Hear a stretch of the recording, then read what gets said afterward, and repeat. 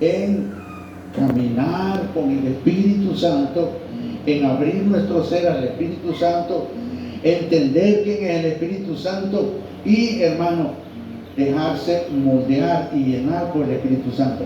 En el versículo 1 dice el salmista: pacientemente esperé a Jehová y se inclinó a mí y oyó mi clamor. El requisito indispensable para que Dios obre en nosotros, y es paciencia. Dios no va a obrar en la prisa, Dios va a obrar en medio de la paciencia.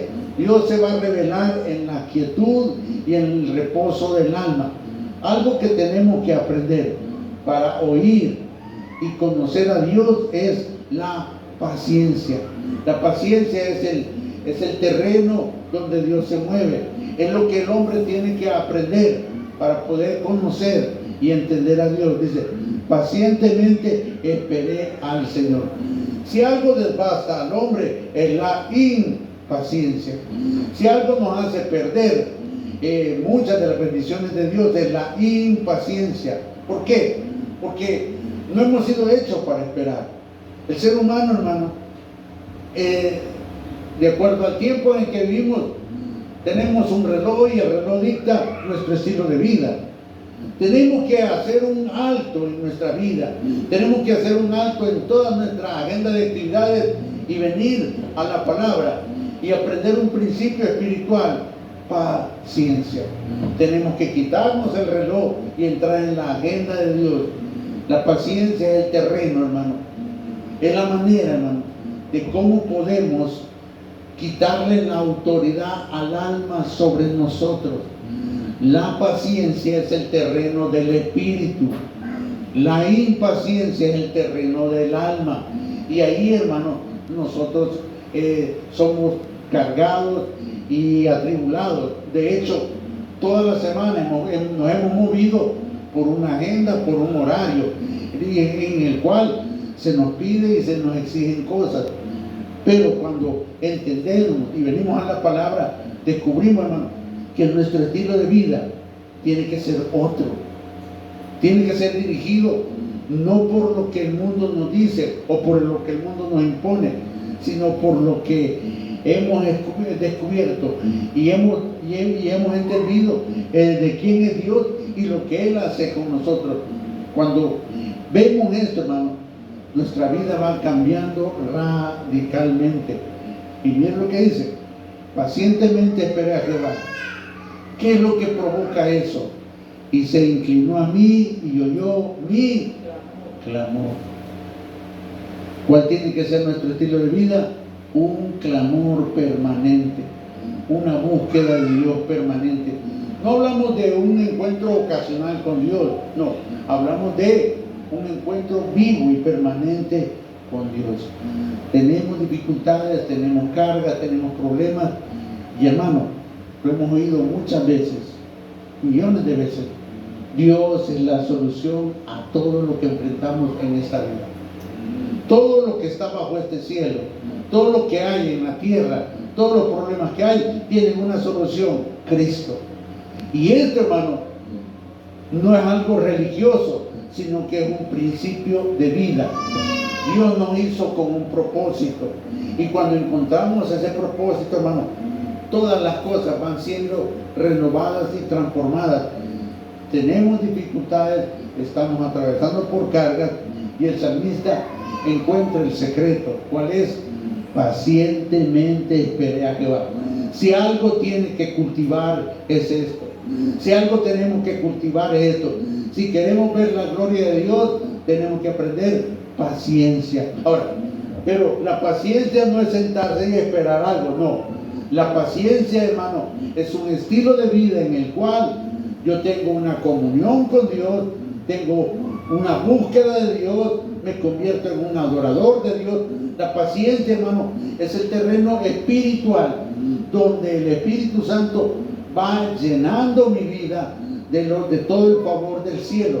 La paciencia es escuchar a Dios La paciencia, hermano, es esperar en Dios. La paciencia es creer en Dios y consagrarnos al Señor. Una vida consagrada es una vida que tiene paciencia. Es importantísimo y determinante la paciencia en nuestras vidas. Las cosas no se van a hacer como queremos, sino como Dios lo ha establecido. Entonces, cuando yo conozco a Dios, tienen que pasar dos cosas en mi vida. Primero, creer en Él. Y segundo, consagrarme a Él. Y en esta medida yo voy avanzando en el terreno espiritual.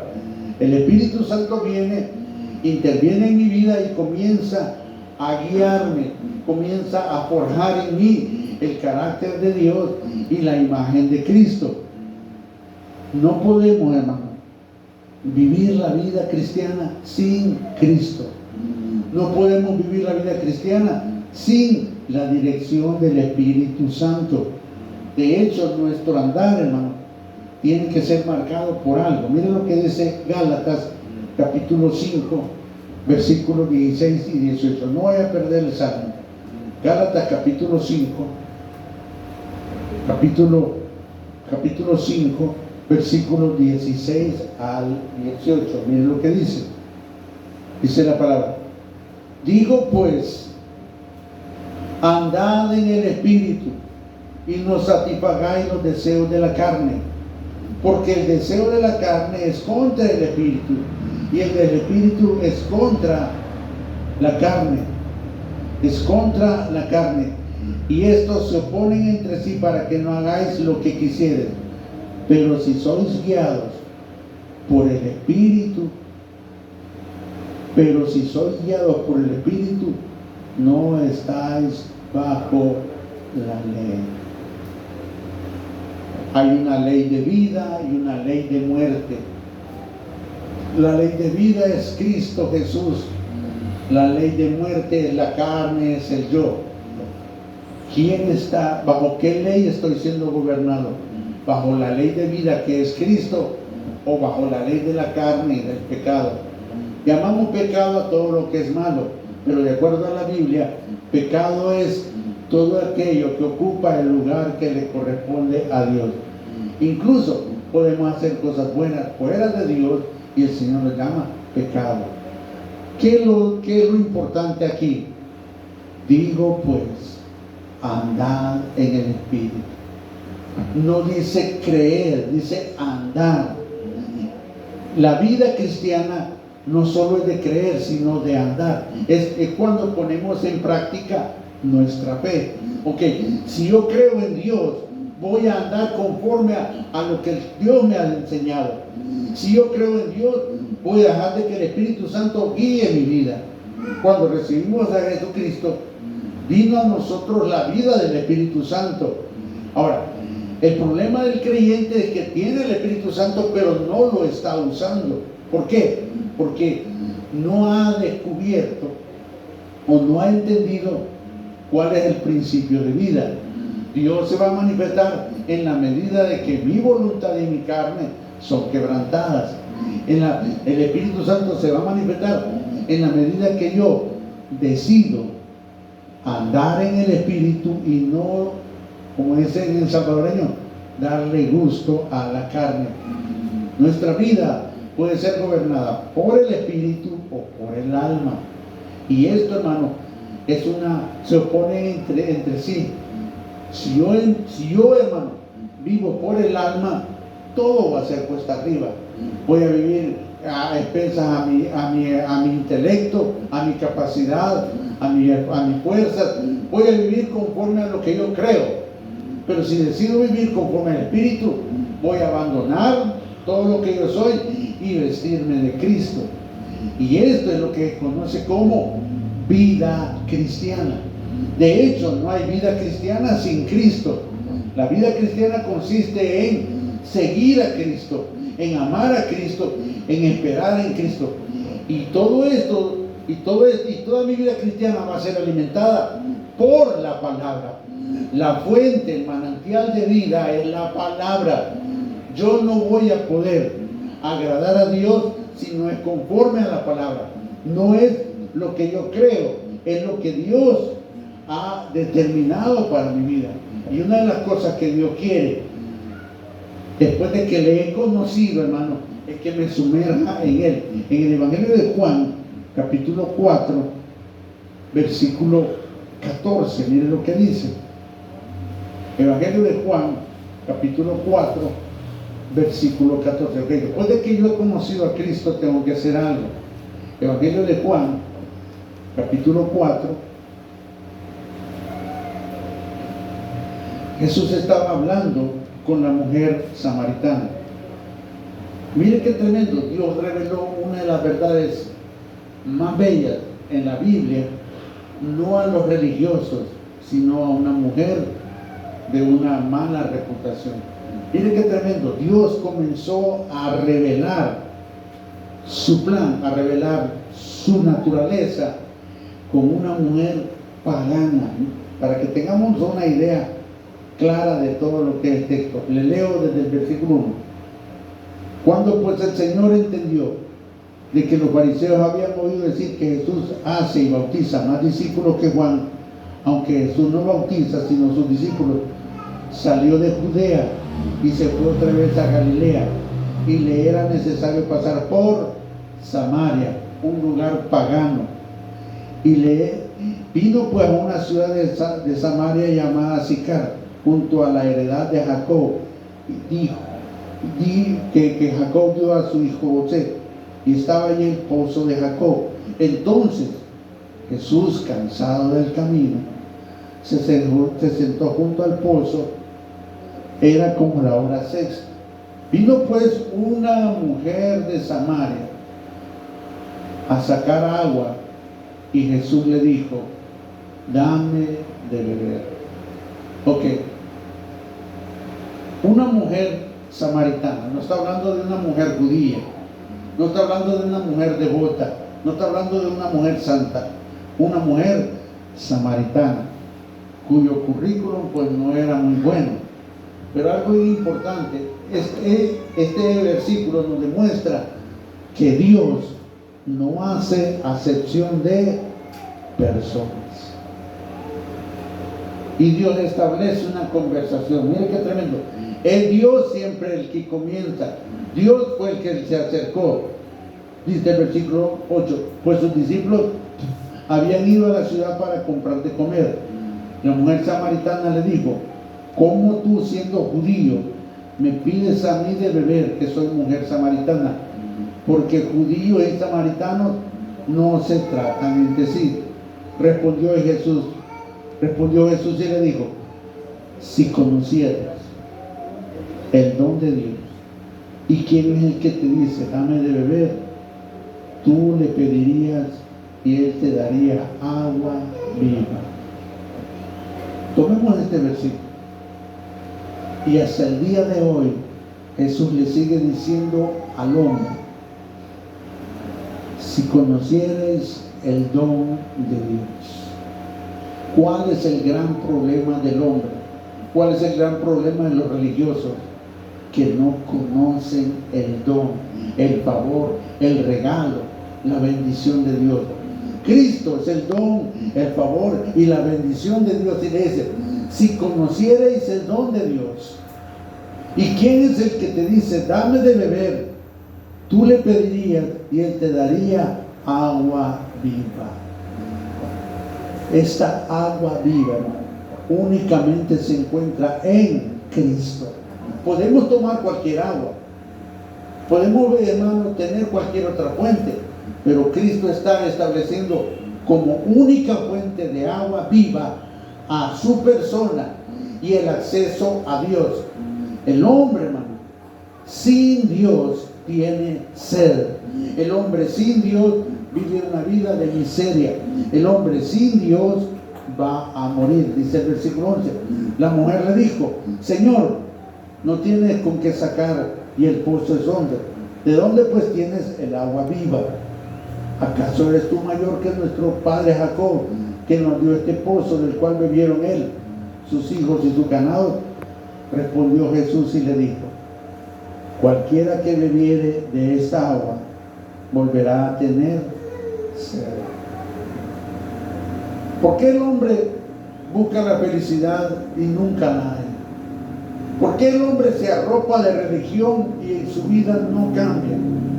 ¿Por qué el hombre trata de ser bueno, pero no lo logra? ¿Por qué? Porque está bebiendo del agua del mundo, está bebiendo del agua de la religión, está bebiendo del agua de sus buenas obras. El hombre está bebiendo de un pozo, hermano, que produce muerte. Y el Señor dice: cualquiera pues que bebiera de esta agua volverá a tener sed. El hombre no tiene paz en su corazón, y aunque haga lo que haga, y aunque viaje y compre cosas y tenga el mundo a sus pies, va a tener sed. ¿Por qué? Porque mientras el hombre viva lejos de Dios, mientras el hombre viva a su manera, su vida no va a estar completa.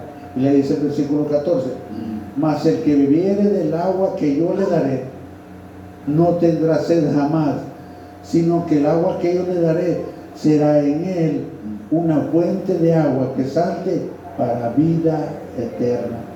Cristo estaba ofreciéndose como la alternativa integral para el hombre.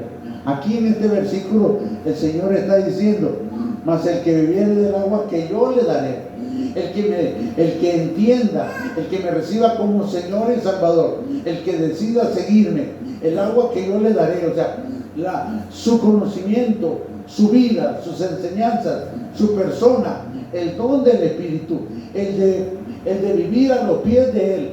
El agua, este versículo tiene un significado tan amplio, hermano, que necesitaríamos todo un año para explicarlo. Vamos a abreviarlo. Mas el que bebiere del agua que yo le daré.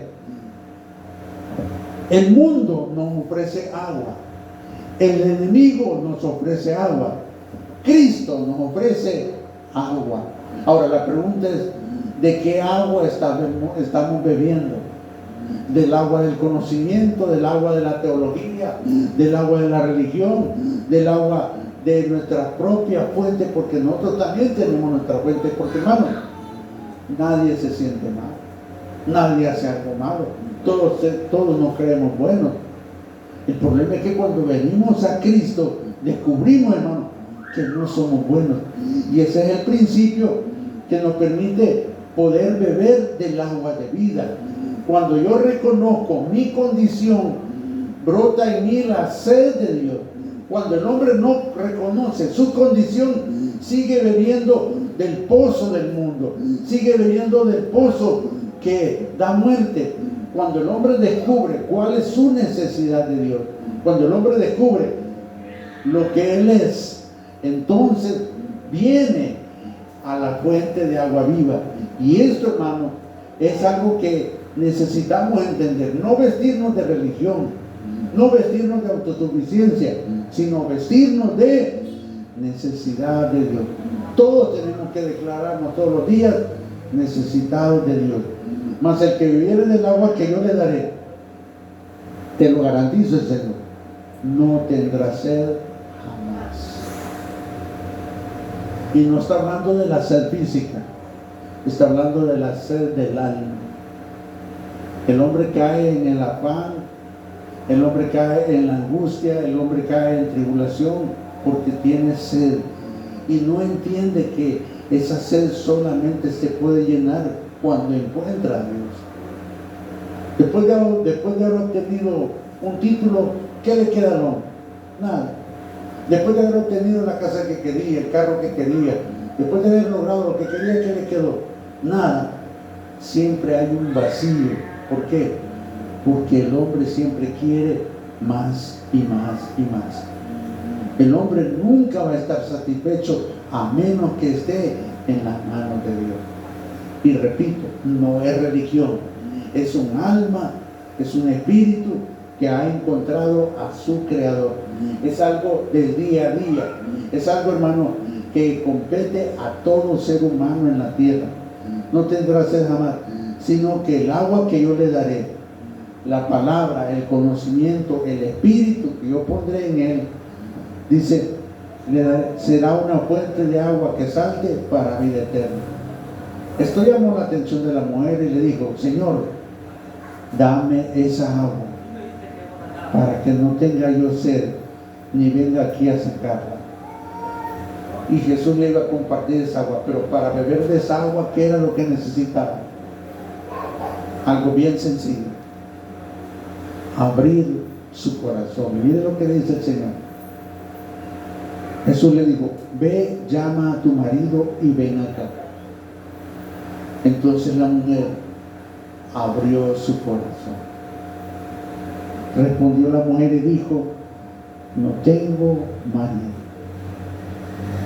Wow.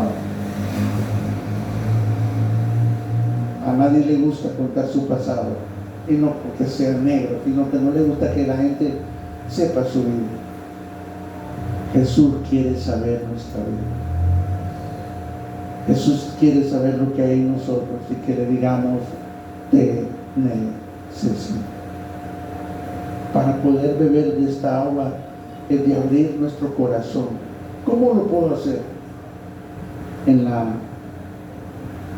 la soledad de nuestro cuarto, en la intimidad de nuestro cuarto, es donde podemos encontrar verdaderamente a Dios. Es ahí, hermanos, donde Dios se revela.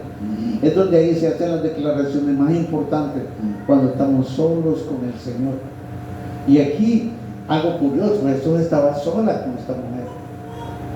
Y la mujer comenzó a abrir su corazón y le dijo: no tengo marido.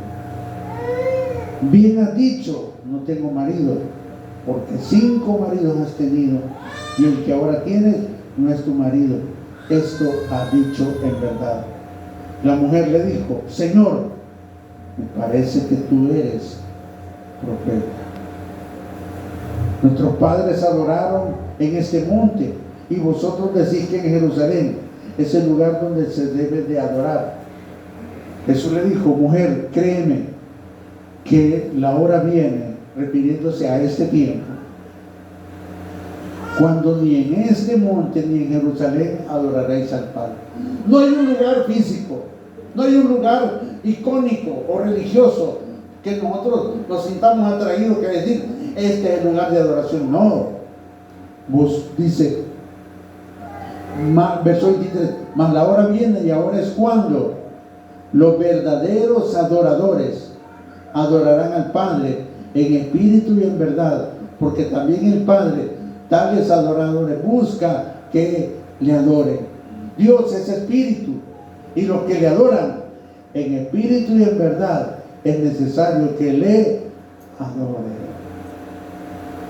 Dios le estaba dando a la mujer la oportunidad de una vida nueva, y le estaba diciendo específicamente de cómo va a funcionar la vida de iglesia. Le está diciendo cómo va a funcionar la verdadera vida cristiana.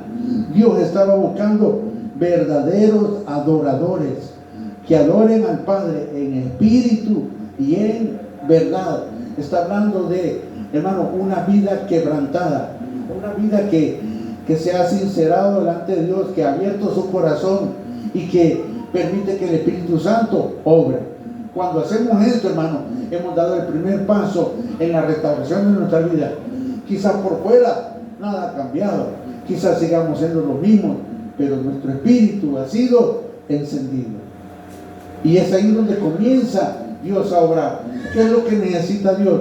Poner al Espíritu Santo, que nuestra lámpara sea encendida por la presencia del Espíritu, y comienza esa obra de restauración. No como los hombres quisieran, no como la doctrina quiere, no como las denominaciones exigen, sino como el Señor lo ha establecido. Y dice, Dios es espíritu, y los que le adoran en espíritu y en verdad es necesario que le adoren. ¿Cómo puedo andar yo en el espíritu? Sencillo, hermano, entregándole nuestra vida al Señor. Ahora, ¿qué es entregarle nuestra vida al Señor? Decirle lo que somos y expresarle nuestra necesidad. Dios se identificó como nuestro Padre, una relación cercana en la cual, hermano, yo tengo una sola cosa: hambre y sed de Dios. Puedo funcionar en cualquier otra área, pero en la área más importante no voy a funcionar si Dios no está. ¿Y cuál es esa área? El espíritu. Podemos ser buenos en lo que hacemos, pero estamos muy lejos en lo que Dios quiere de nosotros. Por eso decía el Salmo 40, pacientemente esperé a Jehová. Si aprendiéramos este principio, hermano, nos diéramos cuenta de muchas cosas que no están bien en nuestra vida. Dios a través del silencio, Dios a través de la adversidad, Dios a través de la aflicción y de las lágrimas, tiene mucho que enseñar. Y hay mucho que recorrer en esta vida. Pero lo más importante es de que en nuestro caminar en esta vida tengamos un encuentro real y vivo con el Señor. Repito, no es algo religioso, es algo del Espíritu que se encarna en nuestro diario vivir y que lo necesitamos. No necesito voz de hombre, necesito una voz de Dios. Necesito que Dios intervenga en nuestras vidas. Verso 25, la mujer le dijo, sé que ha de venir el Mesías. Mire, todo el mundo sabe que va a venir el Cristo, llamado el Cristo. Cuando Él venga nos declarará todas las cosas. Y mire qué lindo lo que dice el versículo 26. Jesús le dijo, yo soy el que habla contigo. Ahorita usted puede tomar esto. Dios es el que está hablando con usted. Cuando usted abre la Biblia, es Dios quien está hablando con usted. Y no necesita ningún intermediario. Simplemente un tiempo, abrir la Biblia y comenzar a dejar de que el Espíritu le hable. Tengo que hacer un alto en la actividad de mi vida, hacer un espacio en mi agenda, un espacio dedicado para Dios. Y por ahí comencemos. Tiene que abrir un espacio de su tiempo para dedicárselo a Dios. De las 24 horas que tenemos, de las 12 horas laborales y de las 8 horas con las que dormimos, en esta actividad, en nuestra diversión, en nuestro trabajo, en nuestro cansancio, tiene que haber un espacio que se va a convertir, hermano, en un lugar de bendición que va a llenar todas nuestras actividades. Un espacio para Dios. Hay un espacio para el mundo, hay un espacio para trabajar, hay un espacio para descansar, hay un espacio para comer. Ahí tenemos muchos espacios, pero se nos ha olvidado abrir un espacio, quizás el más importante, un espacio donde usted con Dios. Y ahí, hermano, Dios se va a revelar y todas las demás áreas van a ser llenadas con su presencia y veremos de una manera paulatina cómo Dios está hablando. Por eso dice, yo soy el que habla contigo. Y hasta el día de hoy, esta palabra tiene que resonar en su corazón. Cuando usted abre la Biblia, Dios está hablando con usted. Yo soy el que habla contigo. Y tómelo como algo real. Dios dice que su palabra es espíritu y es verdad. Y esta verdad se encarna cuando yo la creo. No es que busque entenderla, sino simplemente creerla. Un momento de comunión tan sencillo como el que vimos aquí en el Salmo 40. Veamos el Salmo 40. Tiene que haber un espacio en su vida en el cual, hermano, usted va a hablar con el Señor. El Salmo 40. Ok, partamos del último versículo, porque es nuestra condición. ¿Cómo estamos nosotros? Aunque afligido, yo y necesitado. Amén. Ese es nuestro pan diario, esa es nuestra realidad. Aunque afligido, yo y necesitado, hay algo. Jehová pensará en mí.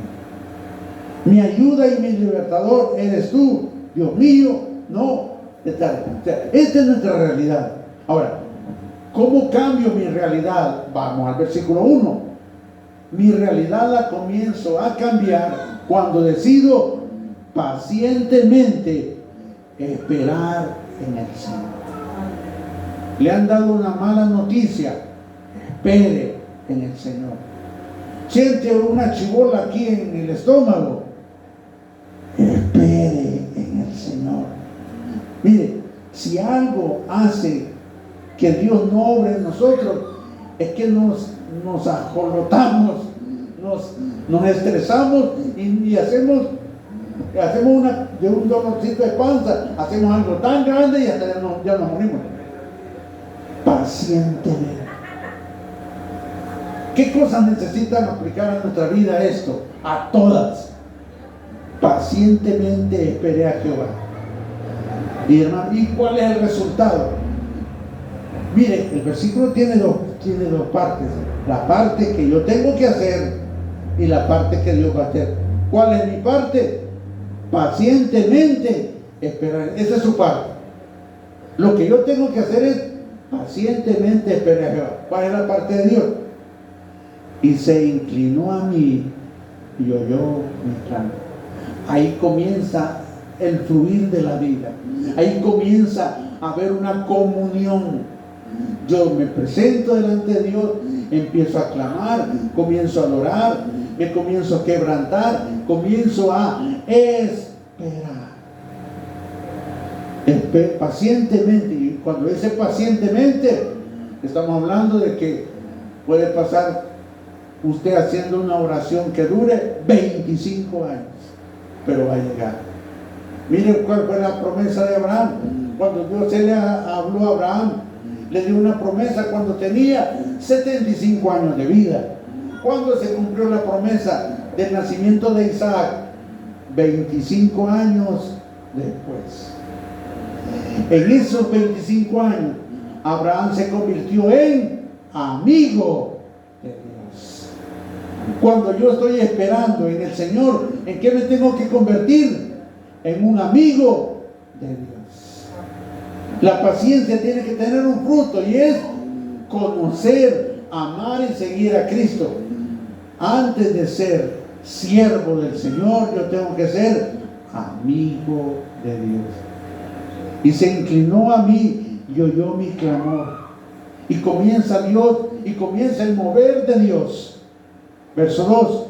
Y me hizo sacar del pozo de la desesperación, de lodo cenagoso. ¿Cuántos conocemos este lugar? Quizás es el pan diario para muchos, pero hay enfermedades que no deberían durar tanto. Hay problemas que no deberían de durar tanto. Y sin embargo toman su tiempo. Hay situaciones que se convierten en un pozo de desesperación y un lodo cenagoso. Pues aún en esa condición, Dios dice, me hizo sacar del pozo de la desesperación, del lodo cenagoso. Puso mis pies sobre peñas y enderezó mis pasos. Mis pasos iban hacia el mundo y Dios enderezó mis pasos hacia Él. Es Dios quien obra. Mire, usted quiere que alguien cambie, no hable con Él, hable con Dios de esta persona. Mira, Señor, yo voy a hablar con Pomponio. Pomponio no cambia. Y empieza a hablar con Pomponio. ¿Cómo termina? Peleado. No, háblele a Dios. Mira, Señor, te pido por Pomponio, cámbialo, arregla. Mire, arreglo más las cosas hablando con Dios que hablando con los hombres. Y esta es la norma del salmista. Esa es la norma de los hombres de Dios. ¿Por qué cree que Abraham era amigo de Dios? Porque hablaba más con Dios que con los hombres. Cuando yo hablo más con los hombres y menos con Dios, los problemas se hacen más grandes. ¿Qué gano yo con contarle los problemas a medio mundo? Que media colonia sepa cómo estoy yo y no resuelvo nada. Mejor, en vez de hablar con media colonia, hablar con Dios. Y hermanos, empecemos a tomar esto como algo real. Tengo que ser amigo de Dios, porque Él quiere ser amigo de mí. ¿Por qué? ¿Cómo lo sé? Él murió por mí en la cruz del Calvario. De parte de Él, el camino está abierto. El problema es que yo no he encontrado la llave para abrir la puerta y seguir ese camino. ¿Cuál es esa llave? pacientemente, humildad, quebrantamiento, y me hizo sacar del pozo de la desesperación, puso mis pies sobre peñas y enderezó mis pasos. Verso 3. Puso luego en mi boca victoria, lágrimas de alegría. Hermano, seamos desafiados a que nuestras lágrimas ya no sean de dolor, sino de alegría. Que al final del año podamos llorar de alegría. Puso luego en mi boca cántico nuevo, alabanza a nuestro Dios. Verán esto muchos y temerán y confiarán en Jehová. La mejor manera de evangelizar es con una vida transformada, una vida tocada. Que la gente se acerque y nos pregunte: mire, yo a usted todo el tiempo la veo feliz, todo el tiempo la veo contenta, y que no tiene problemas. Y tengo más problemas que usted, pero ¿cuál es la diferencia? Tengo a Cristo. Hay gente que tiene un problema y se muere. Nosotros tenemos miles de problemas, pero tenemos a Cristo, pero tenemos vida. ¿Por qué? Porque Él es nuestra fuerza y nuestra gloria. Y aparte de eso, tenemos la presencia del Espíritu Santo, quien hace real esta palabra y se convierte en vida en nosotros. El versículo 4 tiene que marcar nuestra vida. Bienaventurado el hombre que puso su confianza en Jehová, que en Jehová puso su confianza. Bienaventurado el hombre que puso en Jehová su confianza. Comencemos a aplicar este principio de vida hoy en esta nueva semana que vamos a caminar, y veremos los resultados cuando entendamos lo que significa el Salmo 23. Jehová es mi pastor. Padre celestial, te necesito. Vengo delante de ti, Señor, con mis cargas, con mis problemas, y quiero aprender a esperar en ti, Señor. Hay dolor, hay tristeza, hay incertidumbre. El enemigo se burla, el enemigo está poniendo mentiras, Padre. No permitas que el enemigo tome ventaja. Me entrego a ti, Señor, en este día, y te pido que me enseñes a caminar contigo. Dios estaba hablando con la mujer samaritana, hoy está hablando conmigo, y nos está ofreciendo agua viva, agua verdadera, esa agua que calma la sed del hombre, esa agua que trae sanidad. Padre, en esta hora, en este día, trae sanidad a este lugar. En el nombre de Jesús, Señor, trae sanidad a este lugar. Cualquiera que esté quebrantado de salud, en el nombre de Jesús, reciba sanidad. Yo lo creo, yo lo recibo. Dios es un Dios de milagros. Dios es un Dios hacedor de maravillas. Te entregamos nuestra cara. Oh Dios de toda consolación, fortalécenos. Dios obrará milagros hoy y mañana. Esta semana es una semana para ver la mano de Dios. Esta es una semana para esperar en el Señor. Esta es una semana para adorar a Dios. Esta es una semana para decir: bendito y alabado sea el Señor. Es una semana para decir: bienaventurado el hombre que puso en Jehová su confianza. Y en este día, en esta hora, queremos poner en ti, Señor, toda nuestra esperanza, toda nuestra vida, y esperar en ti, Padre. Obra, Señor. Perdona nuestros pecados. Perdona